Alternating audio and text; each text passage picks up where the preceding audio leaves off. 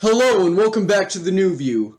In the last episode, we kind of had a lightning round where we talked about just all sorts of stuff. We talked about a fair amount of controversial stuff, like how society treats like incels and stuff. We also talked about really just a lot of topics. Let's see what else. What was another one of them? Yeah, we talked about, pretty sure we talked about music, but yeah, we talked about all kinds of stuff like lightning round. It was another one of those lightning round episodes. We talked about Joe Biden a bit too. And so anyway, in this episode, we're gonna be talking about spirituality again. Today we have Swift. What's up, Swift? Hello. Yeah. I think this is the fourth time you've been on an episode actually. Because technically you were in one of those episodes with like multiple people. But yeah. Yeah, it's officially the fourth one, yes. Yeah. I think we can officially say that at this point you're a recurring guest. So I'd say that's pretty cool, honestly. Yeah, cool. Yeah. So I will have to say this, guys. I actually haven't eaten lunch yet, so while we're filming this, I'm actually going to be eating. So I got some French fries here, and I got some quinoa on the way because I decided to cook a bit of quinoa too. But yeah, just in case I have pauses longer than usual, it's because I'm eating. That's all. So anyway, without further ado, how about we get started? Yeah, sure. All right. Yeah, spirituality. So spirituality can mean many things overall. What would you say spirituality means to you? Actually, I just Googled spirituality and I agree with the basic definition. All right. And I'm gonna read it.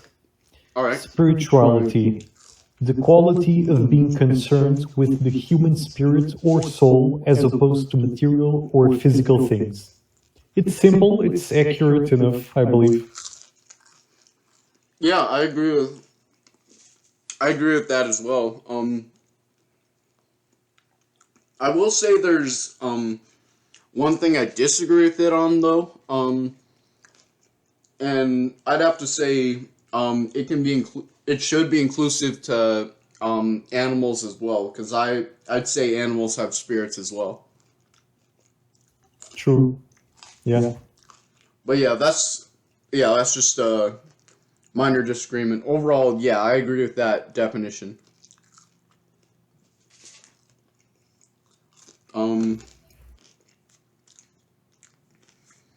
Yeah, as you guys can tell, I'm eating right now. but but yeah, let's see. Um, so so describe. I mean, you don't have to fully, but um, I'd say describe just overall how your spiritual journey has been so far. Hmm. Um, well, I try to mix spirituality with philosophy mostly, so it's That's very abstract. that's fair, I'd say, honestly, because the two can overlap. Because you can have mhm, uh you can have a very spiritual philosophy, or you can add a lot of philosophy within your spirituality. the thing is, lots of people when they talk about um, spirituality, they mean specifically to experiences like, mushrooms, stuff like Yeah. that. I I can't say I relate to that because I've never experienced it. that's I honestly maybe experienced really subtle forms of spirituality. that's honestly okay though. Um you don't have to do psychedelics to be a spiritual person, or you don't even have to do any drugs to be a spiritual person. Um, I actually went straight edge for a month, and I'd say it was an important part of my spiritual journey because it taught me to see drugs as uh, let's see, what's the word for it?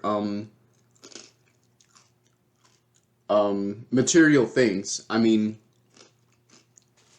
I'd say like some drugs are definitely spiritual teachers, like as you know, psychedelics and stuff, um, and weed too. But yeah, but yeah, going straight edge can actually help strengthen your mind, and it can help you just sort of dive deeper in yourself and try to figure out how to deal with your problems without drugs. So I'd say, in a way, that can be considered spiritual as well. Yeah, I guess. Yeah. Um. So yeah. By the way, I'm not legally confessing to doing any drugs whatsoever. So if I ever mention myself doing a certain drug in this podcast, just pretend I'm lying.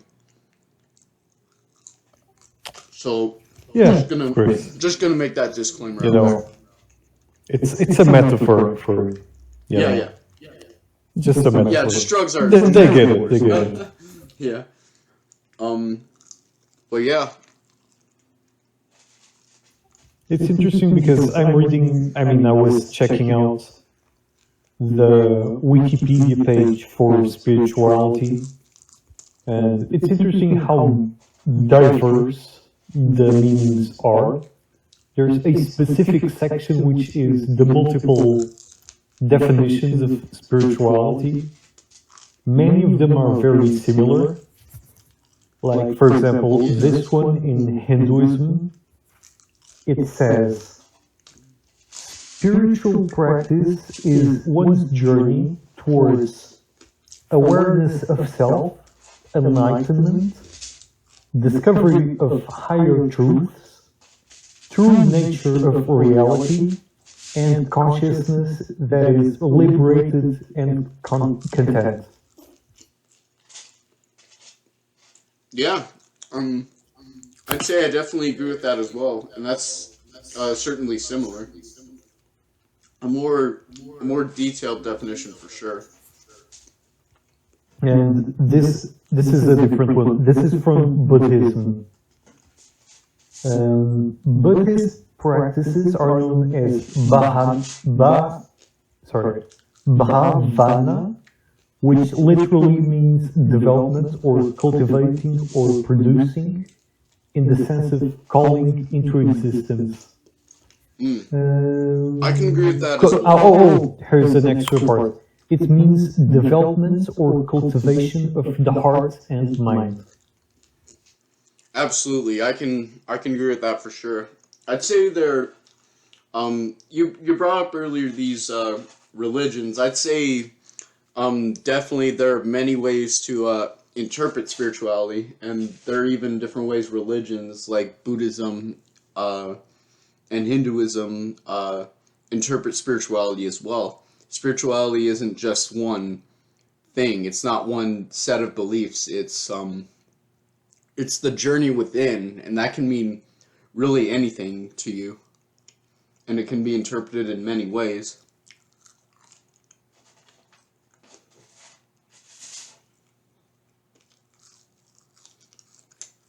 But yeah, um,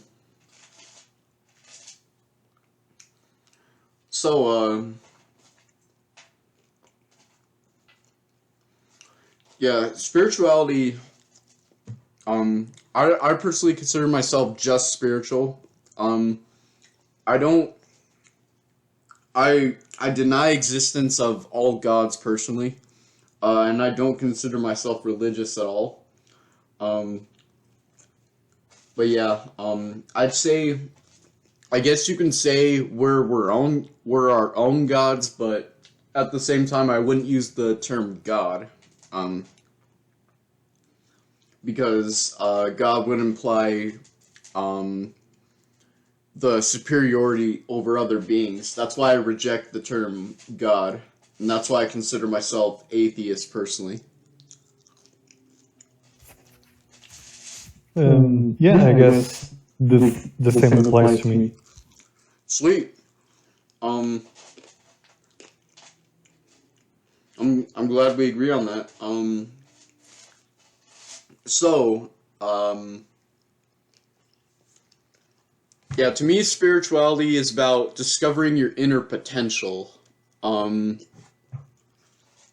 and uh, and discovering the light and power within you to do basically anything. And I'd say it's definitely a journey.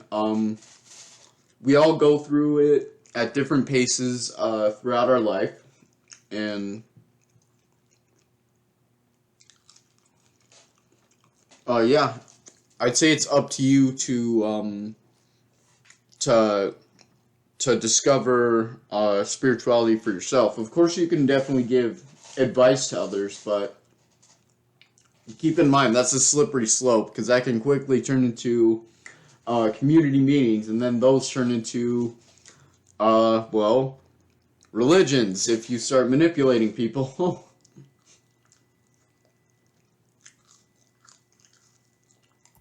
But yeah, One thing that yeah, sometimes bothers me with spirituality is, you know, it's so abstract, and I've never experienced it.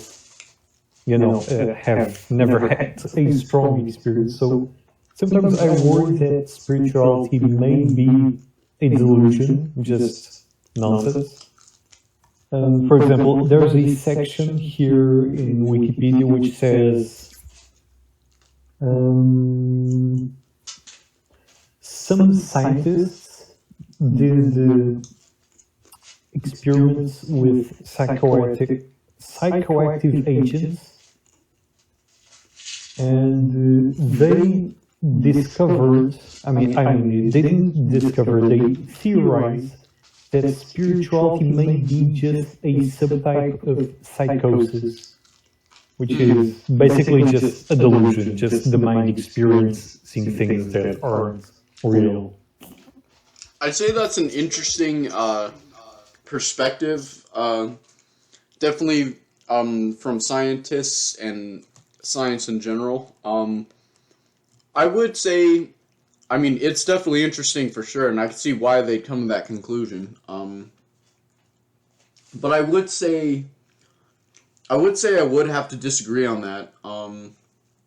Because I'd say really overall it just discredits people's powerful experiences, whether it be with substances or not.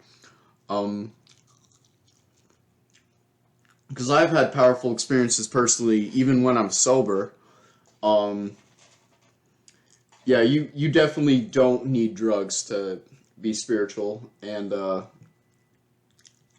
as for psychosis, I do think that's kind of, again, I can see where they're coming from, but I do think that's kind of an outlandish claim. Like, in a way, it kind of sounds like they're kind of dismissing, like, every spiritual person as someone with psychosis. Yeah, it's a bit bizarre because let's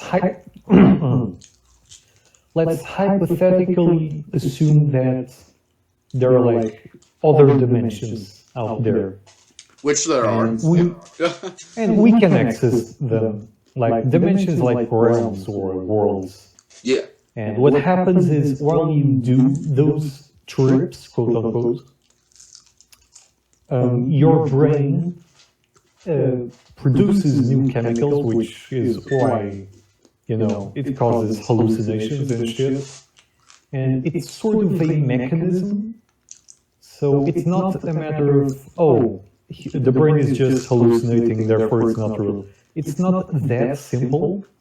it's Yeah. very difficult to disprove spirituality, but at the same time, it's also very difficult to prove it as well. Yeah, exactly. People often, from the research I've done, people say that really the best way to experience, to study, I mean, spirituality is really by experiencing it, because reading about it and reading these scientific studies isn't good enough, because they, they have some scientific, what's the word, presuppositions. Yeah. So Yeah, it's a complicated topic to tackle. It absolutely is. And I like what you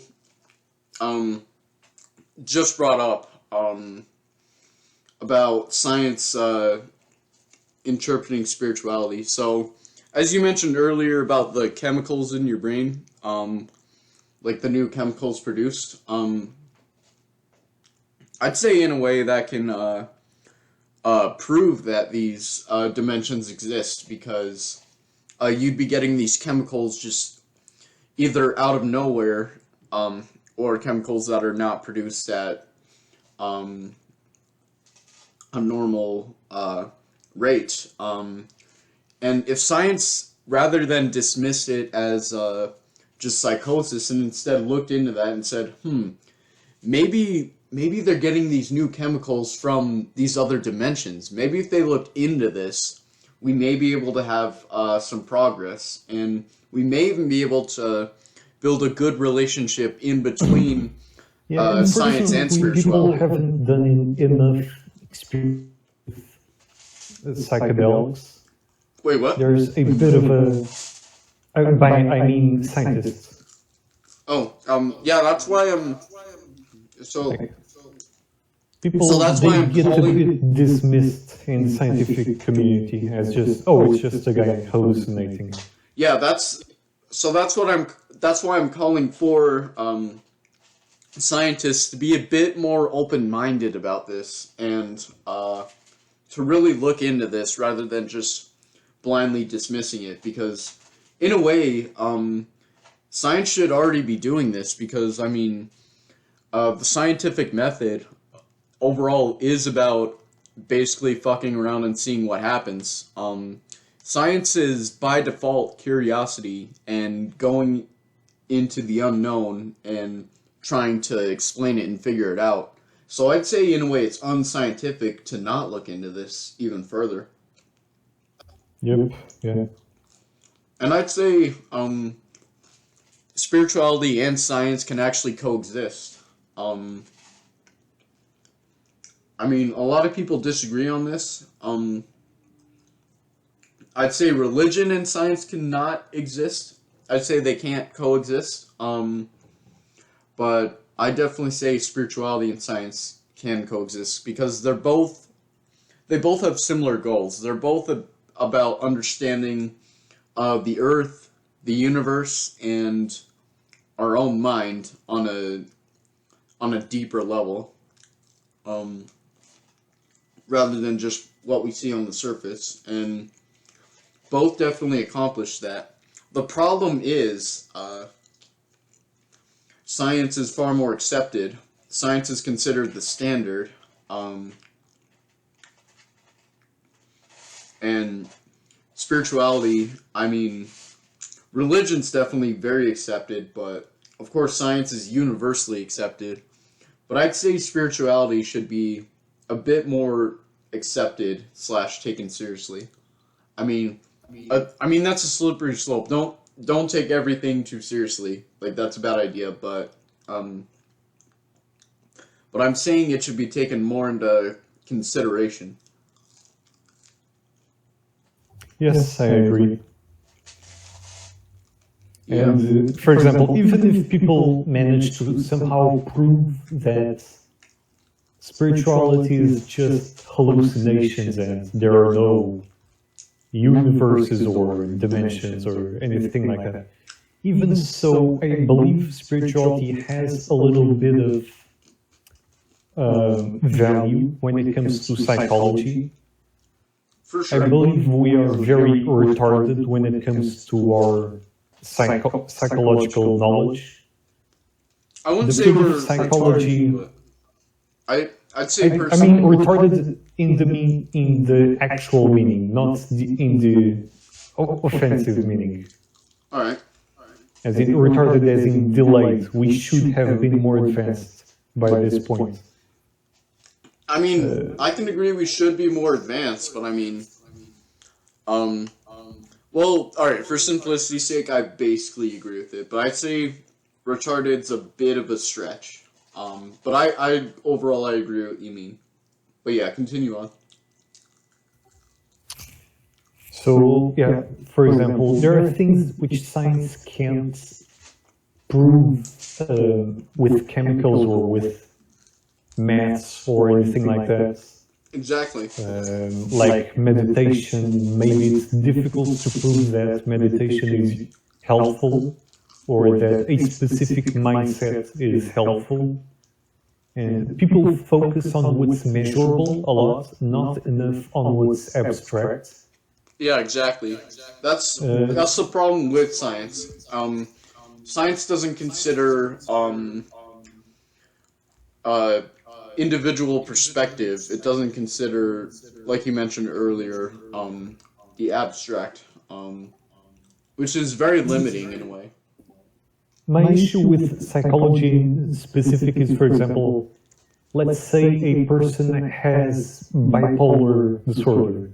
They measure the chemicals in the brain, they do the brain scan, and they say, oh, you have this chemical is being produced too much, so it's causing you distress, so you need to take pills, which fine, pills it's good enough. And then they also have what's it called, cognitive behavioral therapy, which is just talking with the therapist and having specific goals in mind, but they don't deal with the abstract problems. Yeah, for sure. For example, they don't. Even the best psychologist in the world is incapable of curing a person of their stress or anxiety. By the way, so Swift, I'm actually gonna have to stop you for a sec because my quinoa is actually done. So I'm gonna get Okay, this. yeah. But yeah, for sure, absolutely. Continue telling the audience more about this. I'm gonna get the food before it burns. Yep. Yeah, just keep going. Yes. So that's my issue with psychology. I believe we aren't advanced enough. And I don't mean this as an insult, like the word autistic, but I think science is a little autistic in the sense that it focuses on what's measurable and not enough on what's abstract and manages to be practical. No psychologist has ever been able to cure a person of fear or anxiety or stress. The best they can do is help cope with the problem, which isn't the same as, solving the problem. And with spirituality, people have managed to cure many problems they have. For instance, let me see, mindfulness. Even though mindfulness is taught by psychologists nowadays, it still isn't given enough credit. Mindfulness is good for reducing the amount of neurotic behaviors, and by basically paying attention to what you do, you can get rid of some bad habits such as catastrophizing and neurotic thinking and trying to control situations. All right, I'm back. So, welcome back. Thank you. Sadly, I think most of this quinoa is burnt, but I'm going to do my best to get the non-burnt parts. Okay, I used to think it was... Huh? For some reason, I used to think it was pronounced quinoa instead of quinoa or whatever. I Oh, never yeah. heard a person pronouncing it. Yeah, I remember, like, the first time, like, I heard about quinoa, I was like, what the fuck is this? Quinoa? Oh, what? Yeah, it's a weird word to pronounce. But now I eat this shit all the time. And, I definitely recommend this food, by the way. Quinoa is very, honestly, I'd classify it as a superfood, personally.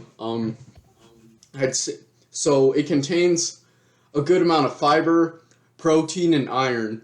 So, honestly, I'd say you could live off of this shit. It's very healthy, and honestly, I'd say it's even good for spirituality as well. Because, if you, because, so as you know, food is energy. Um, and if you're eating the right foods, you're gonna have the energy, necessary to, for your spiritual journey.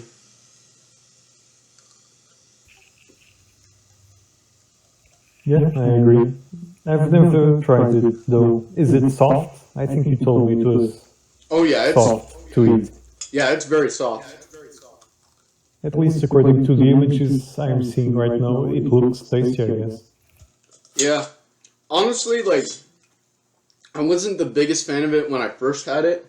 It's one of those things where like the more you eat it, the more you get used to the taste. It's not a Mhm. fantastic taste, but I do think overall it tastes good. So I definitely recommend it.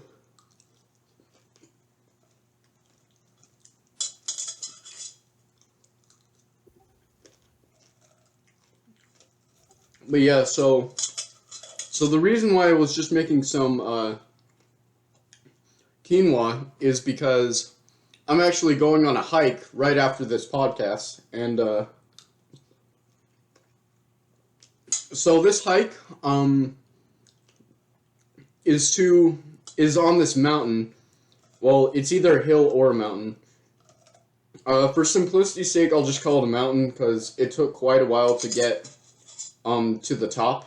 Um, and overall, there was a lot of nature within it. And so once my friend told me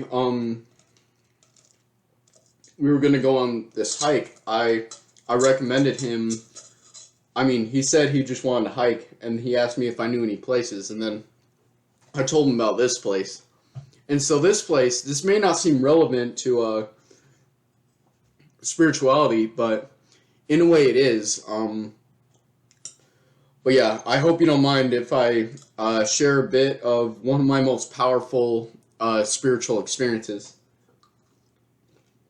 Sure. Cool. So, and by the way, I was completely sober, um, for this day until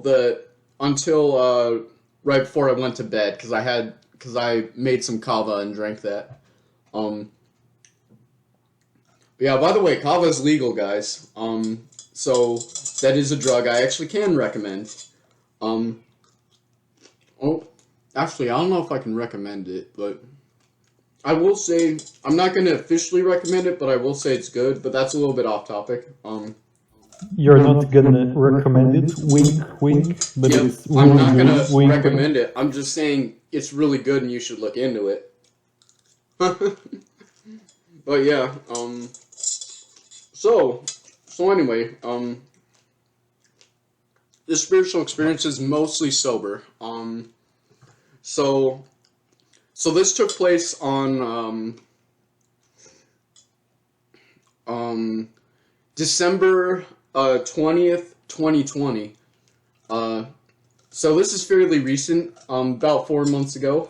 Um, and this was on the last day of fall. And I decided to take this hike. On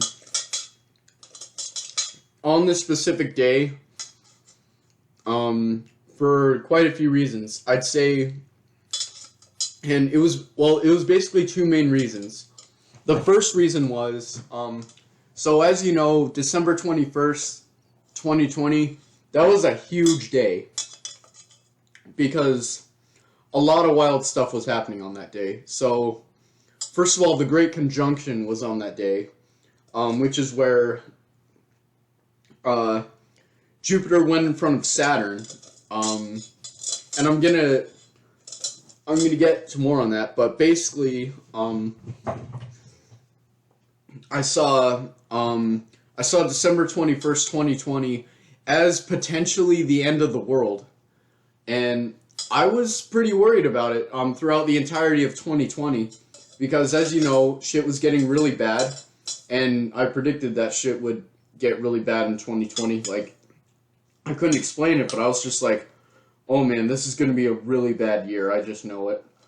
And that was in 2019 on New Year's, like New Year's Eve. But yeah, anyway, so December 21st, 2020, I thought of it as either the day the world ends or the day that the new Earth begins. And so I thought, you know what, I should go on a hike because just in case the world does end, I'll be in nature one last time. Or if the world doesn't end,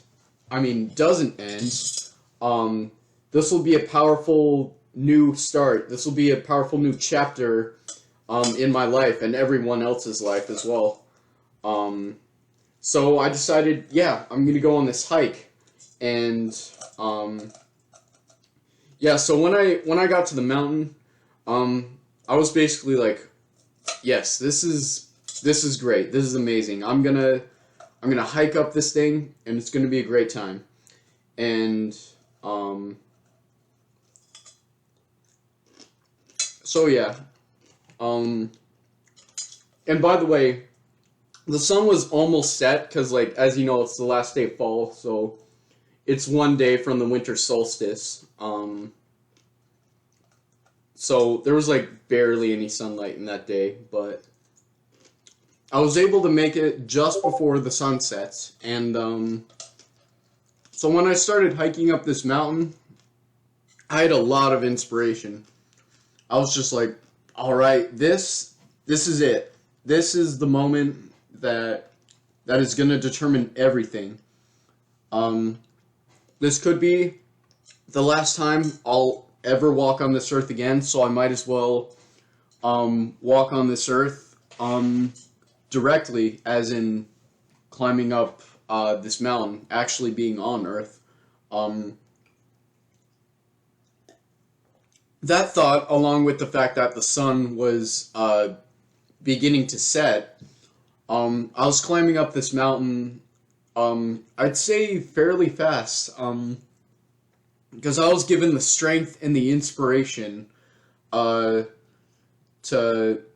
go up that mountain, and it was one of the best feelings I've ever had, honestly, because I truly felt the power within me. I was given, oh man, possibly the most strength I've ever been given in my entire life. And I felt extremely inspired, and so I climbed up this mountain really fast. I mean, not too fast. Of course, I still enjoyed nature and everything. But yeah, so I climbed up, I'd say, I climbed up the whole way, and there were even some people there, and yeah, I said hello to them, and I told them a bit about the Great Conjunction, because, you know, that was the day after, and I was excited for it. I'd say the more I was going up the mountain, the better I felt, and the more I said to myself, the more I got the feeling, you know what? I'm pretty sure the world is not going to end tomorrow. And the more I asserted that, the more I got into that mindset, the more strength I was given. So I kept climbing up this mountain, and yeah, I got all the way to the top, and no wait, it was either okay, it was almost to the top, but I was already basically there. It was basically like where it plateaued a little bit, but it was basically the top. When I got to the top, I was feeling this most incredible energy, um, and and I knew it was the universe giving me strength, and it was the universe letting me know that everything's going to be all right, that the world will not end tomorrow. Um, and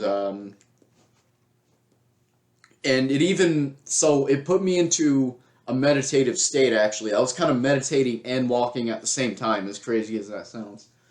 I was feeling nature, and I was feeling the earth. I knew that the earth had good plans for me in the future, and I knew that this wasn't it, that there was still a lot more to the history of the earth, and that life will continue on.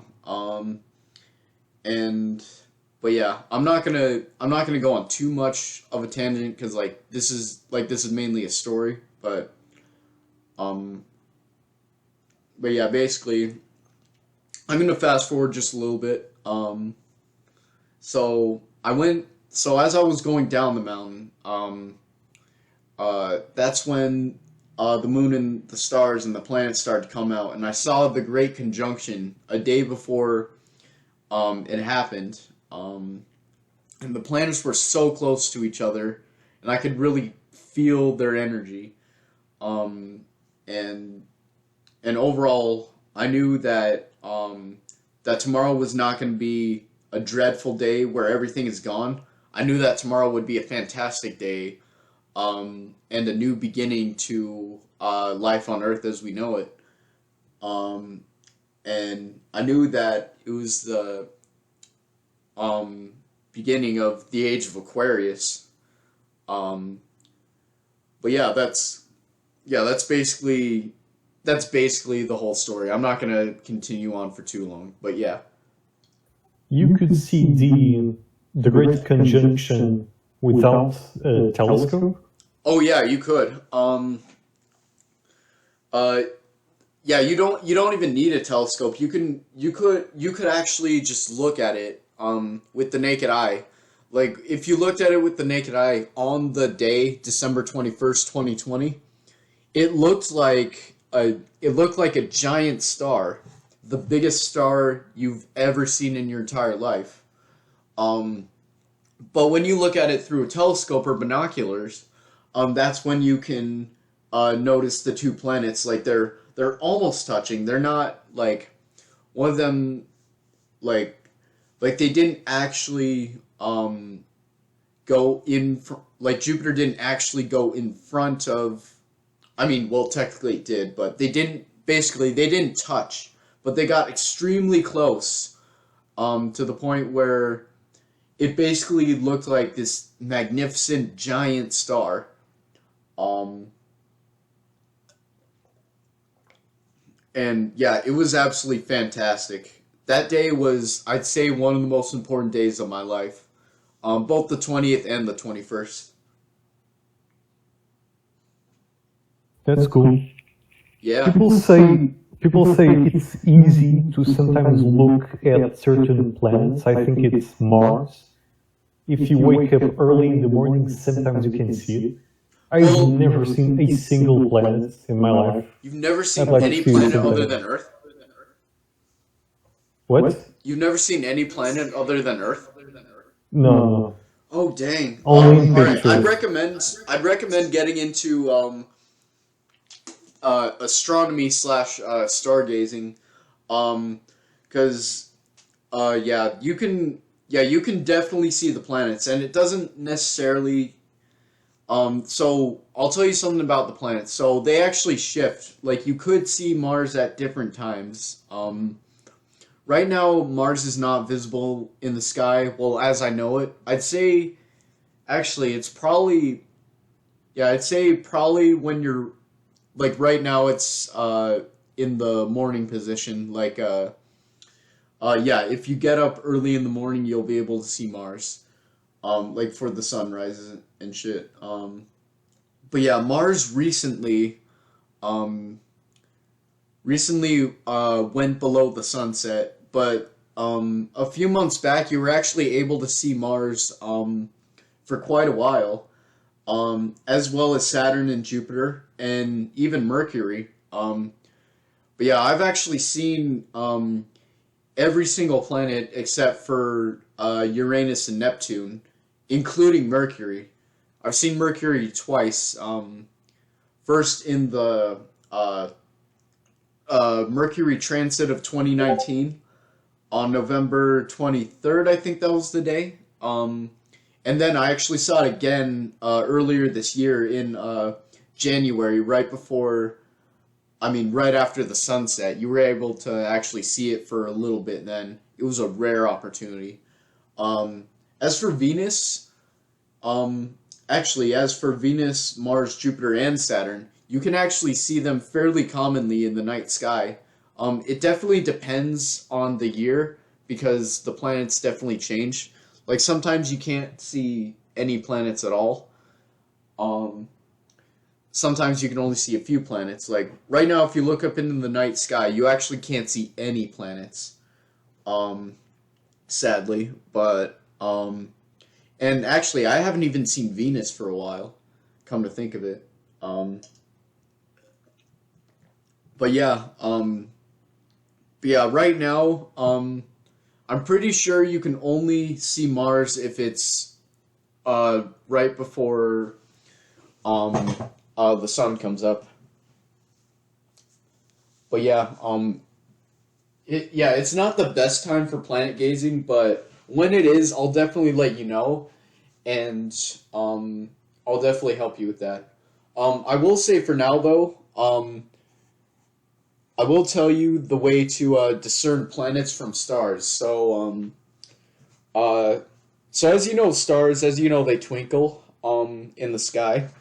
Um, but planets, they don't. They look like I'd say they look like more like discs. Um, and yeah, they're not.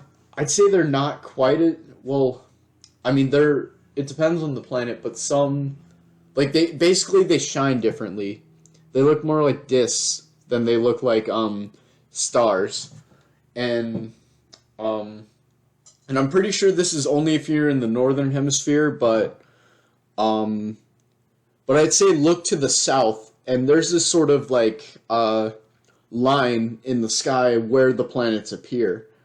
So you don't want to look to the north to look for planets. You want to look more to the south, and you'll find them like on this line.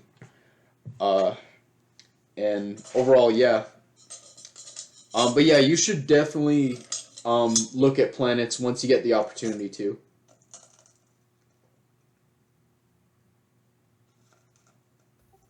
Yeah, I'll try sometime when I remember.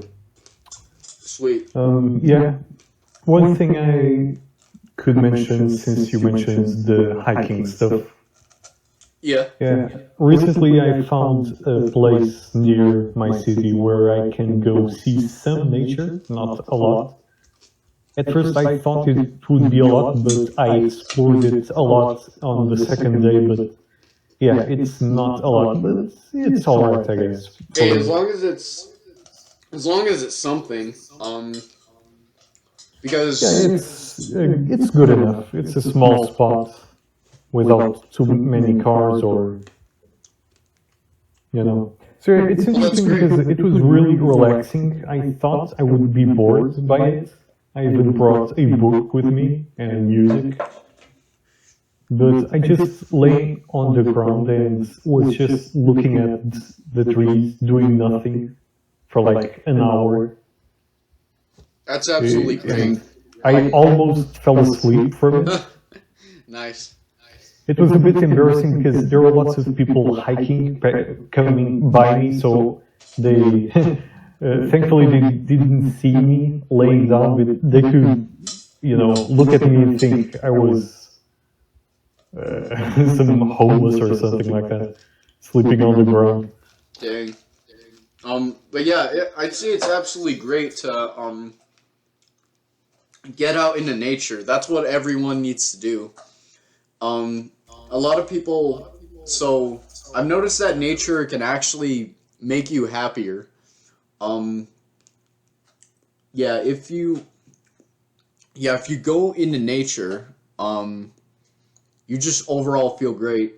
And it's really great for your spirituality as well because you're reconnecting to Earth, and Earth is able to give you more energy that way, by going into nature. Um, and it's great because you get a sense of peace when you go into nature, that you just don't get when you're in the city or suburbs.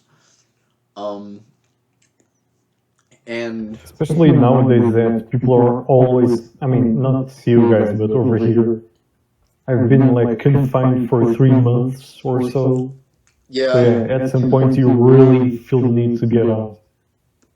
absolutely. And I'd say that's a sign that we need to reconnect with their spirituality. A lot of more people, like a lot of people, all kinds of people are now all of a sudden getting the urge to go out into nature because they just want to escape this matrix. And and I'd say that's their soul guiding them uh, to um, to a place where they can grow, to a place where they can find peace. And I'd say it's reminding them that we need to reconnect with our Earth. We need to take care of our planet, and we need to uh, really reconnect with our planet so we can live with it instead of against it. Because I mean that's what capitalism essentially is. It's destroying the planet. Um, like what we need to do is reconnect with our planet and treat ourselves, nature, animals, other people, and just the earth overall, just with kindness and just with respect overall. Um, and yeah, I think I'd say now is it like it may seem like a crazy like time that we're living in, but really at the same time there are a lot of lessons that can be learned from all this madness. And I'd say one of the biggest ones is reconnect with the earth and really be more aware of our relationships with our relationship with our planet and with nature overall. I hope more people start waking up soon. Oh yeah, people are waking up right now. There's a mass awakening right now, and as you mentioned earlier, a lot of people have been getting the urge to hike and go out into nature more. Like literally, my friend, he literally just texted me earlier saying that we got to go on a hike, and we're actually about to do that right after this podcast. And but yeah, I'd say it's definitely a sign um, that humanity is waking up. Um, and I see a bright future ahead of us. Um, as you know, it's the age of Aquarius. We've moved into the fifth dimension, and yeah, this is once you get to the fifth dimension, that's where you realize that you can create your own reality, rather than just living in a reality programmed by the government and capitalism and shit. Um, yeah, we're the ones who create our own realities, not the government.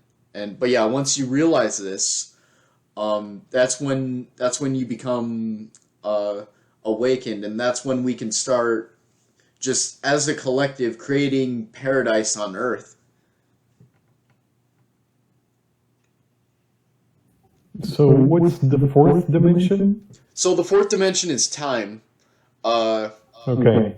yeah, I can. So as you know, dimensions. You said that science can't really confirm them, but science actually has confirmed them. Uh, but yeah, I can basically give you an analogy explaining the dimensions if you'd like. No, I mean, I've heard of the geometric dimensions, which is like a 2D creature can only perceive. No, no. No, A you're 3D right. creature can only perceive 2D dimensions, two dimensions. Yeah. We can only perceive three dimensions, but the world is four-dimensional, geometrically. It's difficult to perceive, but that wasn't what I was referring to. When I said dimensions, I meant, something spiritual. Well, here's the thing. Here's the thing about dimensions. Dimensions are universal. Uh, so, so 1D through 3D, those are actually, like the definitions, both scientifically and spiritually, they're actually both compatible. Um, because as you know, it is true in spirituality, and science confirms this. Uh, Dimensions 1 through 3, um, as you know, it's length, width, and depth. And as for spirituality, that's true as well. Spirituality does not disagree with this. As for the fourth dimension, that would be time. Science has confirmed this, and spirituality agrees with this as well. And now the fifth dimension is all about different realities. It's about choosing and creating your own reality. And of course, it's very spiritual. But here's the thing: science does actually not. Actually doesn't disagree with this. Science actually agrees with this. Because once you get into dimensions higher than the fourth dimension, um, that's when this is when science starts to. All right, I'll try to explain this both scientifically and spiritually at the same time. Um, and I'm not gonna explain this for too long, but to put it basically, as you know, dimensions 1 through 3, length, width, and height, or depth. But yeah. So the fourth dimension, as you know, is time. And yeah, as you know, that's so. But yeah, so once you get to the fifth dimension, you're essentially using time, which is the fourth dimension, and the third dimension as well, which is what we perceive to be a certain reality. And we're essentially in a way combining those two. We're manipulating time and space to create a new reality, and that's how you get to the fifth dimension. Um, and but yeah, fifth dimension is all about it's about reality. Um, it's about creating and jumping through different realities, and um, and by the way, that hike that I mentioned earlier about that mountain, I'd say in a way that was kind of when I started to, in a way, get into the fifth dimension. Um, because I decided to create a reality where the world didn't end, and well, here we are. The world didn't end. Um, I'd say I'm convinced that there was a reality where the world ended, where the world actually ended on December 21st, 2020. But I'd say I left that reality and went to this one instead.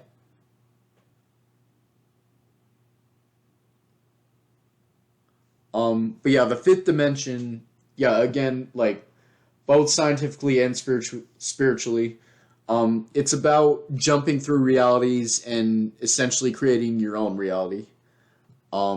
And yeah, both science and spirituality talks about different dimensions and even the higher dimensions as well. But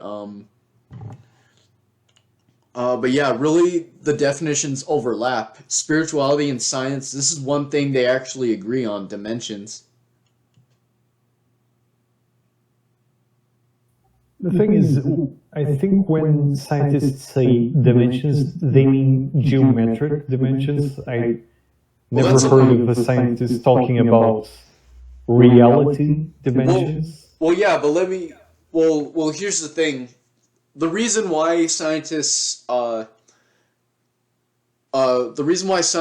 refer to these dimensions as geometric is because mainly they're referring to dimensions 1 through 3. They're not really jumping into higher dimensions like the fourth, fifth, and sixth dimensions. Um, so this is but this is something spirituality covers a lot. I mean, science has looked into these dimensions as well, but this is something spirituality, especially in recent times, has actually looked into in more depth. Um, Simply because the higher dimensions are more about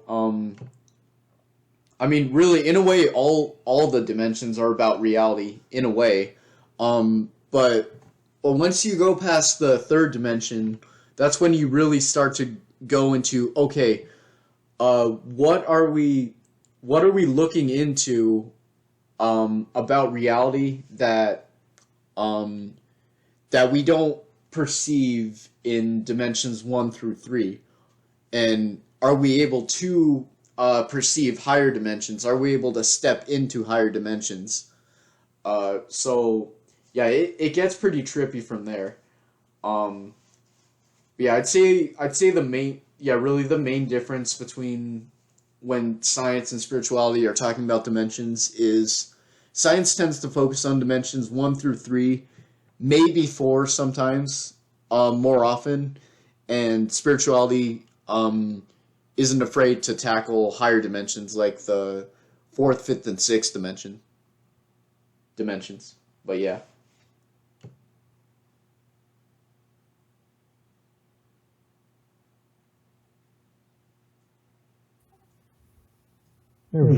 I mean, yeah.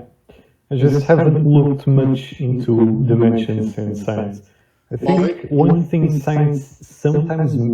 scientists mention is alternate universes, oh yeah, for sure. which I think makes a bit more sense relating to what you're talking about. Yeah, yeah. So in a way, so yeah, spirituality also covers this as well. Um, Alternate universes. So yeah, this is another thing that science and spirituality love to theorize about, um, and just talk about overall. Yeah, different universes. And dimensions and universes are, well, they're actually different. And as you know, we're in our universe, at least the universe that we perceive. But it is possible that there could be other universes out there, um, and and it is possible that some dimensions, some higher dimensions, can actually be a portal to other universes. Um, we just need to figure out how to get to those higher dimensions. Right now, the fifth dimension, so Earth is currently ascending into the fifth dimension, um, but it's not about jumping into other universes. It's basically about jumping into different realities. It's still this universe. It's just in an alternate reality, if that makes sense. Yeah, I guess, sort of, I because mean, I know that to me the sounds like words reality and universe are basically synonyms. I mean they can be seen as synonyms, but I mean they're essentially different. Like like when I say universe, I'm talking about just overall, um, just matter, space, and time, basically everything in existence. And it is possible for there to be different universes with different laws of physics, different structures of matter, and just overall those universes just being different completely.